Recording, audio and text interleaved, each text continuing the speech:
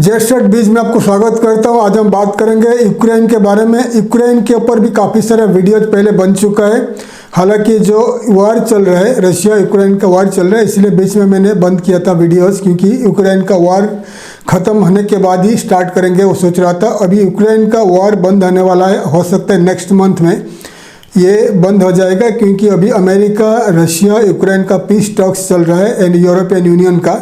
हो सकता है आने वाले दिनों में पिछले नेक्स्ट मंथ दिसंबर तक ये वार बंद होने वाला है। 99% ऐसा एज्यूम किया जाता है, जैसा कि टॉक्स चल रहा है।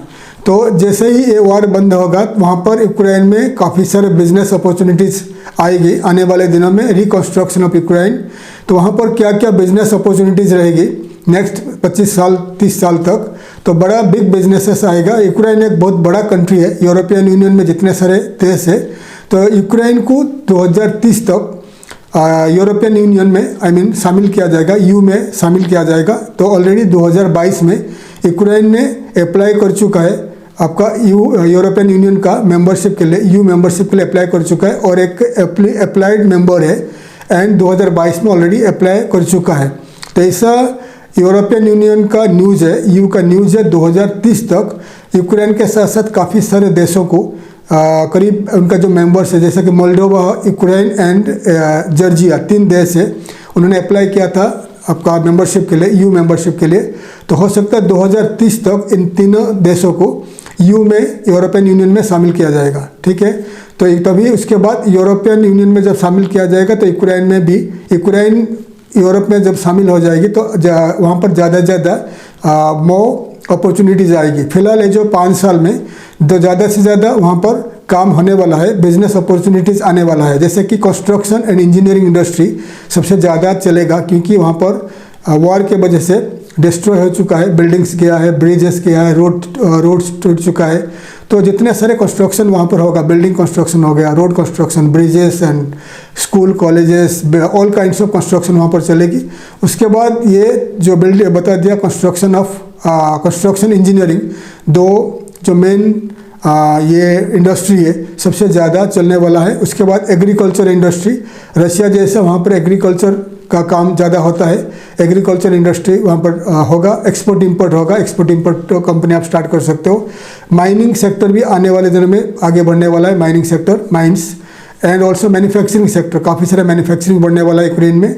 और जैसा कि यूक्रेन आने वाले दिनों में जो यू में शामिल होगा, तो फिलहाल जब तक शामिल नहीं हुआ है, यूक्रेन का जो करेंसी काफ़ी कम है, जो यूक्रेनियन, एंड ये यूक्रेन में इसलिए ज़्यादा से ज़्यादा यूरोपियन यूनियन यूक्रेन में इन्वेस्टमेंट करने वाला है मैन्युफैक्चरिंग में।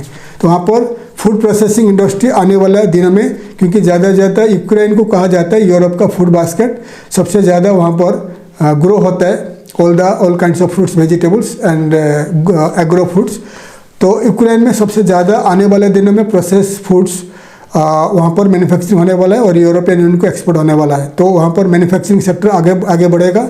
टूरिज्म सेक्टर तो फिलहाल टूट चुका है, तो आने वाले दिनों में जैसे ही रिकंस्ट्रक्शन हो जाएगी, यूक्रेन में टूरिज्म सेक्टर आगे बढ़ेगा। एजुकेशन सेक्टर हो गया, वेस्ट मैनेजमेंट सबसे बड़ा कंपनी बनेगा, waste management, facilities management company बना सकते हो, एक्सपोर्ट इंपोर्ट कंपनी बना सकते हो, hotels, restaurants, hospital industry start कर सकते हो।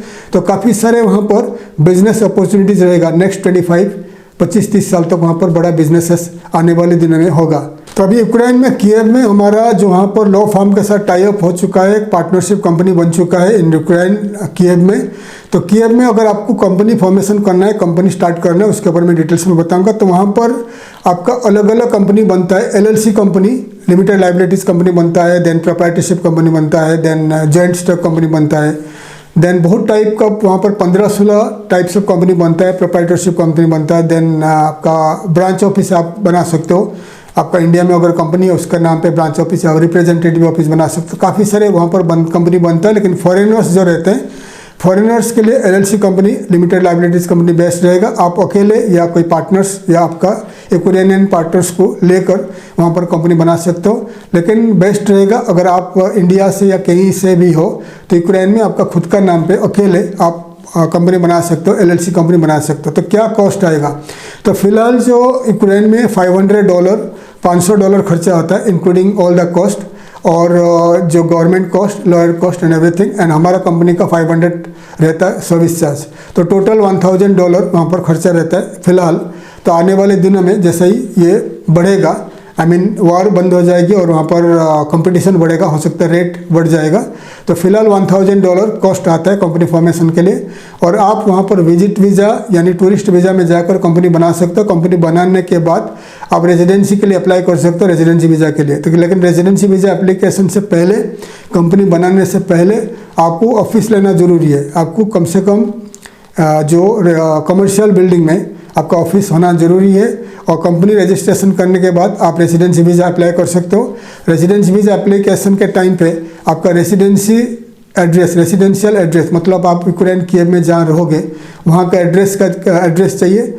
और आप जो ऑफिस आपका कमर्शियल बिल्डिंग में ऑफिस है, याद रखिए कमर्शियल बिल्डिंग में कहीं भी आप कंपनी बना रहे हो, कमर्शियल बिल्डिंग में ऑफिस बनाइए। अगर रेसिडेंशियल बिल्डिंग में ऑफिस बनाते हो तो फिर आपको इमिग्रेशन वीज़ा नहीं देता है। इसलिए आपको दोनों जगह में आपका जो जहाँ पर रहोगे, जिस घर पे रहते हो आप रेसिडेंशियल बिल्डिंग में, तो वहाँ का एक एग्रीमेंट होना चाहिए कि आप 1 साल के लिए एग्रीमेंट किया, आप वहीं पर रहते हो। फिर आप जहाँ पर ऑफिस लोगे कमर्शियल बिल्डिंग में, और वहाँ पर एक एग्रीमेंट करना पड़ेगा कि 1 साल के लिए आपने ऑफिस रेंट में ले लिया। दोनों एग्रीमेंट चाहिए और दोनों एड्रेस अलग अलग होना चाहिए at the time of application.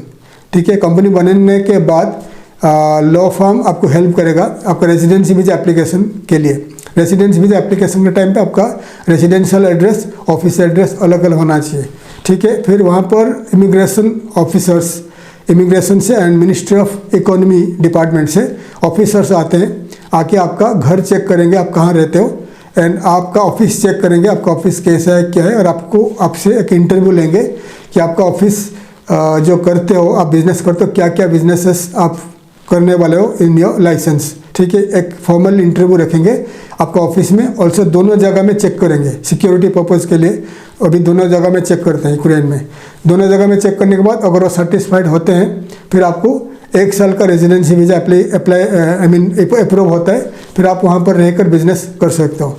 और जैसे ही 1 साल कंप्लीट होता है, आपका वीज़ा रिन्यूअल होगा, उस टाइम में भी आपका ऑफिस, आपका घर, दोनों का एड्रेस होना ज़रूरी है। ठीक है। अगर आप इंटरेस्टेड हो यूक्रेन में कंपनी बनाने के लिए, यूक्रेन जाकर कंपनी स्टार्ट करने के लिए, तो आप हमें कांटेक्ट कर सकते हैं। और जो भी पेमेंट्स आपका डायरेक्ट आप यूक्रेन ट्रांसफ़र कर सकते हो या आप इंडिया में पेमेंट कर सकते हो। अगर आप इंटरेस्टेड हो, आप हमें कांटेक्ट कर लीजिए, व्हाट्सएप या इंस्टाग्राम या फेसबुक में कांटेक्ट कर सकते हो। थैंक यू, धन्यवाद। जय हिंद, जय भारत।